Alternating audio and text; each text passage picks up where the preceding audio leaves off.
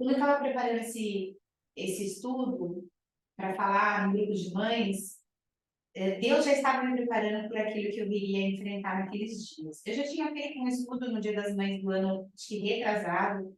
Peguei de novo aquele material, porque quando a gente para estudar e a gente se coloca à disposição de Deus para ser um canal de bênção, um instrumento da palavra, muitas vezes a gente não consegue nem repetir aquilo que a gente falou, porque é obra do Espírito mesmo. Então, eu sempre peço a Deus que me dê as palavras que vão fazer sentido para as pessoas que vão estar assistindo, né? As pessoas que vão estar presentes, que Deus já sabe de antemão quem vai. E Deus ele é tão maravilhoso que ele não só preparou um estudo que eu pudesse falar para as mães, como ele me preparou para aqueles dias. Eu estava montando o estudo, meu filho mora nos Estados Unidos e estava chegando um furacão com destruição assim, sem precedentes na história dos Estados Unidos. E essa era a mensagem, né? Eu acho que quem faz as manchetes lá não pensa nas mães que têm os seus filhos num lugar como esse. Então, assim, simplesmente o meu filho estava na rota do olho do furacão. E aí, eu montando esse estudo, ao mesmo tempo que a gente parte para o teórico, a prática, ela fala mais, ela arrasta, né, o nosso comportamento, o nosso sentimento, o nosso pensamento. E eu fui ali obrigada a praticar aquilo que estava escrevendo. Então, e eu posso dizer para vocês, passado esse furacão e esses momentos de impotência, porque muita coisa na vida dos nossos filhos, a gente é competente para resolver, né? Uma mãe, nossa, ela tem muitas habilidades, né? Muitos poderes, né? E só que tem coisas que estão além daquilo que a gente pode e consegue fazer. E esse furacão era uma dessas coisas, né?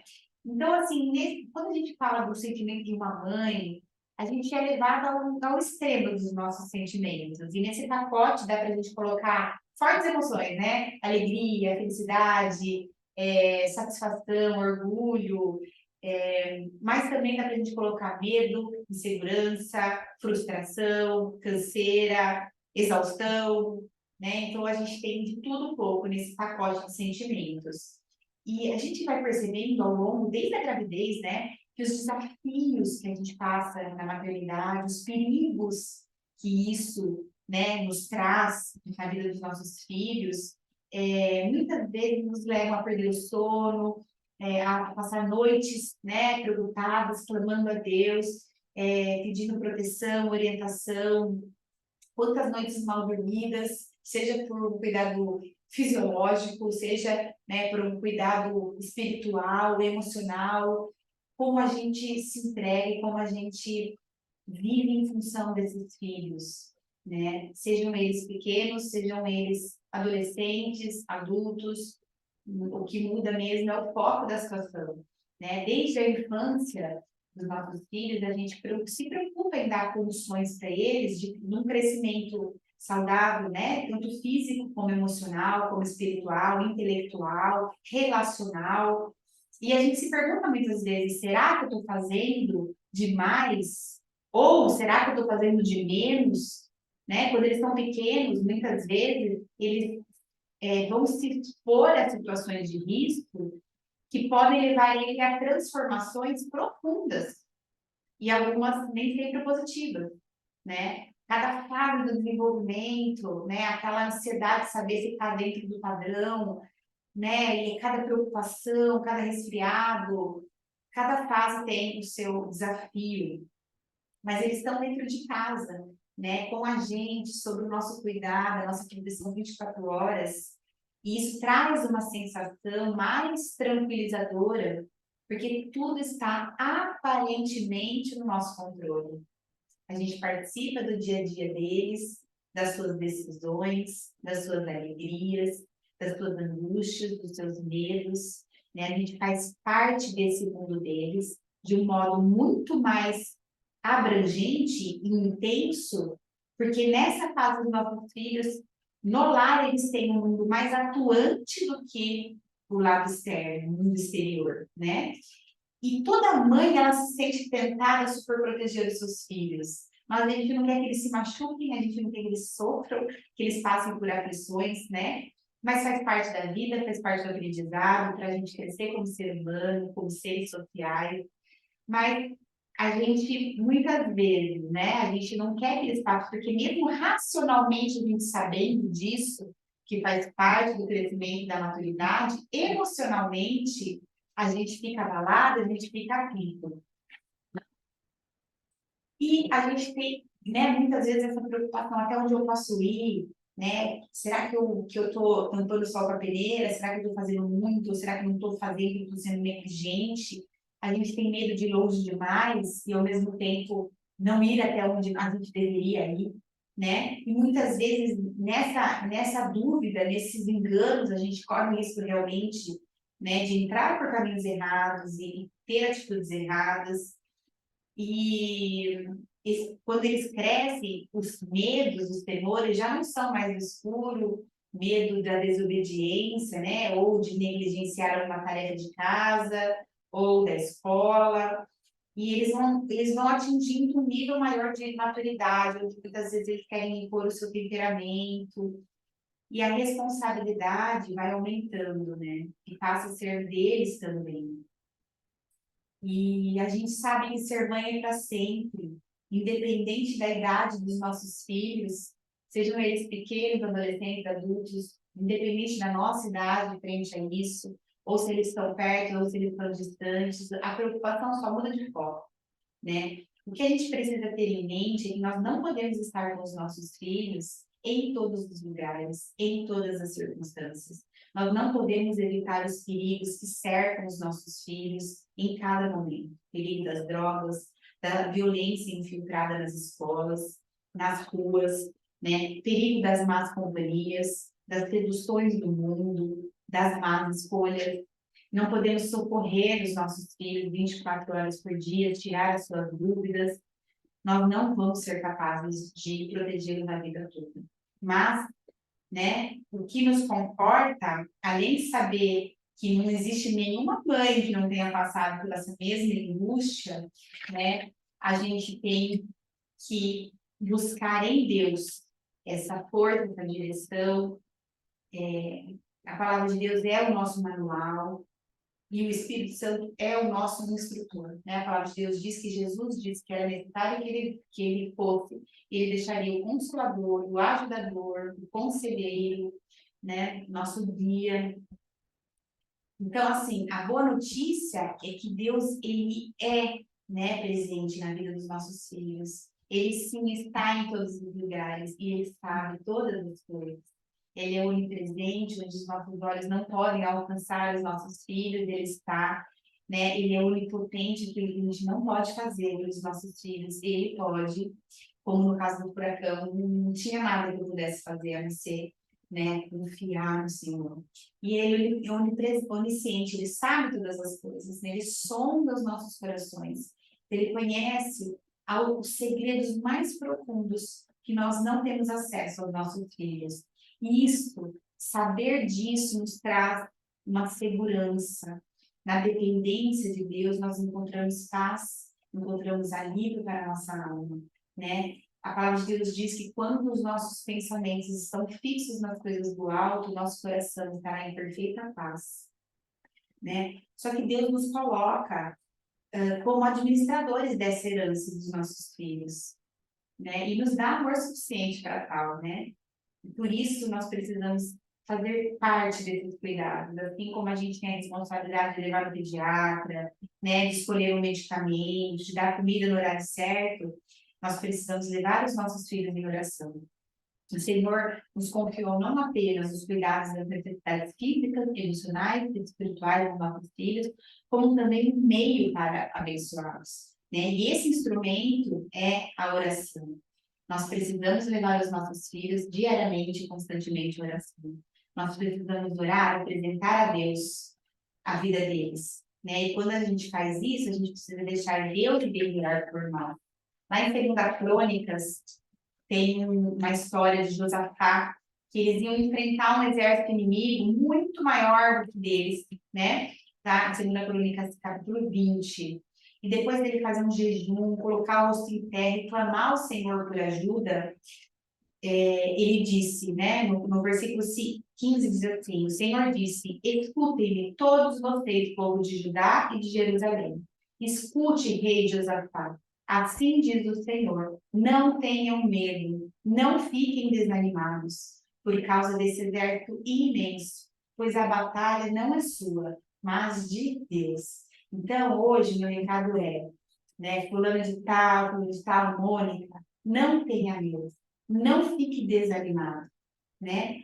Por causa dessas influências negativas, por causa desses perigos que sondam os nossos filhos, porque a batalha não é nossa, a batalha é de Deus. Isso traz paz, saber que quem está no controle é o rei, é o príncipe, é o Senhor dos exércitos, né? Todo-Poderoso.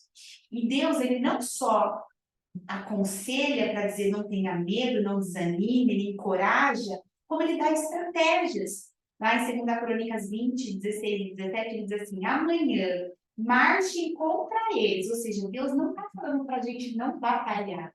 Ele falou, vai, marche contra eles. A gente tem que ir contra as coisas que estão, os nossos desafios e os perigos do mundo, né? Vocês os encontrarão vindo pela subida de vida, no fim do vale que abre para o deserto de Jeruel. Quando os encontrarem, porém, não terão de lutar. Não terão de lutar. Tomem suas posições, ou seja, se posicionem, fiquem parados, depois fiquem parados. Outra versão fala, depois aquietem-se e vejam o livramento do Senhor. O Senhor dá uma estratégia, Ele não nos tira da luta, da batalha, Ele quer que a gente tenha coragem de ir, né? Mas Ele diz, agora, daqui para frente, acalma teu coração que é comigo. Né? Saiam para enfrentá-los amanhã, pois o Senhor está com vocês.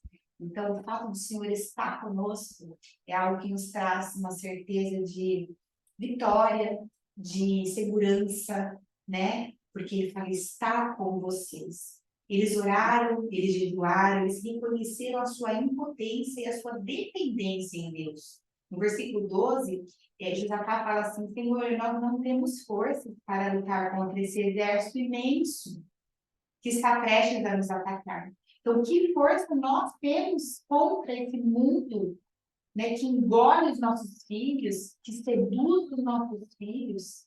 Não sabemos o que fazer, mas esperamos o socorro que vem do Senhor. 2 Crônicas 20 diz assim, bem cedo, na manhã seguinte, o exército de Judá saiu para o deserto de Tecoa. No caminho, Judá parou e disse, escutem, povo de Judá e de Jerusalém, creiam no Senhor, seu Deus, e permanecerão firmes. Creiam em seus profetas e terão ânimo. Ele encoraja, né? A fé dele, ele estimula, ele empurra as pessoas ao seu redor. Então, a fé em Deus, ela nos fortalece aqueles que caminham com a gente. Ele poderia só ele mesmo acreditar, já sabia do resultado, que Deus já tinha falado com ele, e não está nem aí para as outras pessoas. É importante a gente levar pessoas a confiar junto com a gente, né? Aí no 20 e 21 diz assim, depois de consultar o povo, o rei nomeou cantores para irem adiante do exército, cantando e louvando o Senhor por sua santa majestade, cantavam assim, dêem graças ao Senhor, seu amor dura para sempre. Então, no começo do pessoal que está indo, lá à frente de todo mundo, se a gente fosse pensar estrategicamente numa luta, num combate, quem que teria que ir à frente? Os melhores guerreiros, né? Pessoas competentes, com grandes armas, com carros de guerra, mas ele coloca os músicos que vão adorando ao Senhor. Então, esse posicionamento é a prioridade que Deus tem naquele movimento, né? Então, qual é a prioridade das nossas lutas? É adorar o Senhor, é engrandecer o seu nome, é desfrutar da tua grandeza, né? Não, a gente não precisa combater com as nossas armas do mundo, a gente vai combater com nossa oração. Diz assim, no momento que começaram a cantar e a louvar, o Senhor trouxe confusão entre os exércitos de Amon, Moabe e de Monte Ser, e eles começaram a lutar entre si. Ou seja, né, quando eles estavam indo, cumprindo aquilo que Deus colocou como estratégia, no meio da adoração, Deus confundiu o exército inimigo e eles se mataram entre si. Ou seja, eles não precisaram lutar, né? essa preocupação que a gente tem das coisas do mundo, ela rouba a nossa alegria. Quem você estar alegre e preocupado? Né? A preocupação é o oposto da confiança. A palavra de Deus diz em João 14, não turve o vosso coração, né? Não turve. Outra versão diz, não se perturbe o coração de vocês. Se perturbe, ou seja, você percebe que a gente tem a capacidade, né, de se perturbar, a gente se perturba, não se perturbe o coração de vocês. Outra versão fala, não fiquem aflitos, né? O coração aflito é um coração ansioso, agitado. E quando estamos assim, né, a chance de a gente confiar em qualquer pessoa, em qualquer coisa, se agarrar em tudo que é, né, em tudo que é caminho, é muito maior, né? E a gente tem que esperar em Deus. A palavra de Deus diz em Salmos 25:3, não serão confundidos os que esperam em ti.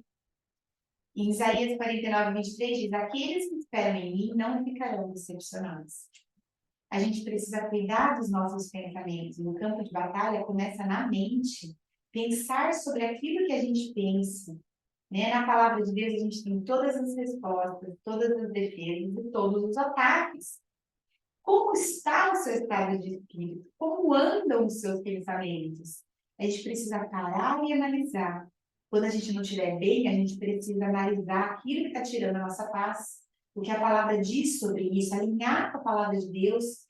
E a gente resolve a situação naquele momento, tá? Deus não deixa ansioso de coisa alguma, não se preocupe com o dia de amanhã, né? Então, às vezes, a gente está pensando lá longe, que será que vai ter disso, vai ter do meu filho? Não. Cada dia basta a sua preocupação, né? A gente tem que trazer a nossa memória aquilo que nos traz esperanças, Lamentações 3:21. E se a nossa vida está em desordem, os nossos pensamentos estão em desordem, a gente precisa colocar uma arrumação nisso, né? A palavra de Deus diz lá em 1 Coríntios 14:33, pois Deus não é Deus de desordem, mas de paz, né? Provérbios 14:30, coração em paz, dá vida ao corpo.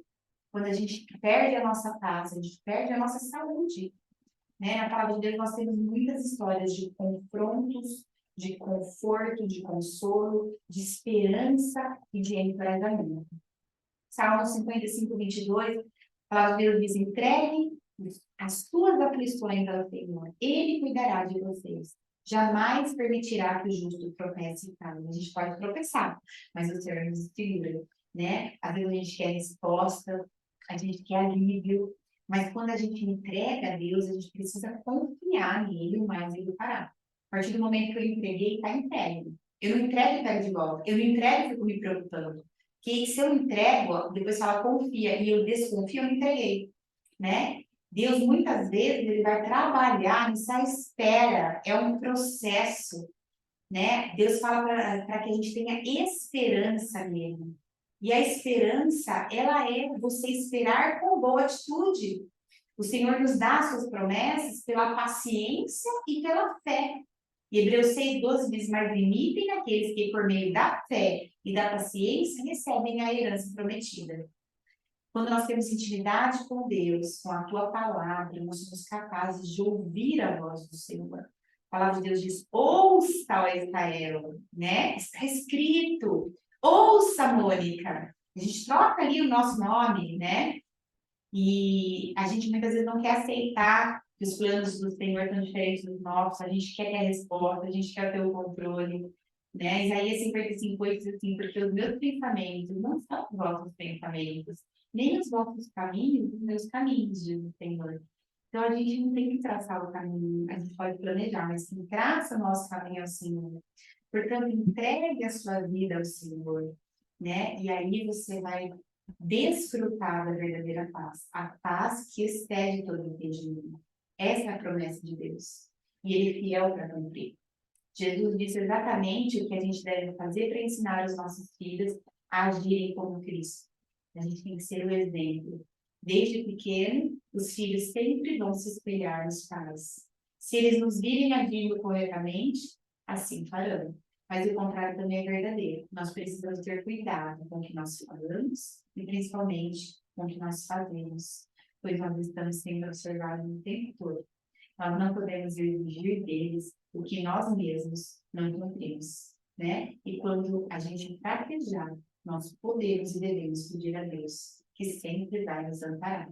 E para finalizar, 2 Coríntios 9, 8 diz: e Deus é poderoso para fazer que toda graça lhe seja acrescentada, para que em todas as coisas, em todo o tempo, tendo tudo que é necessário, vocês transbordem em toda boa obra.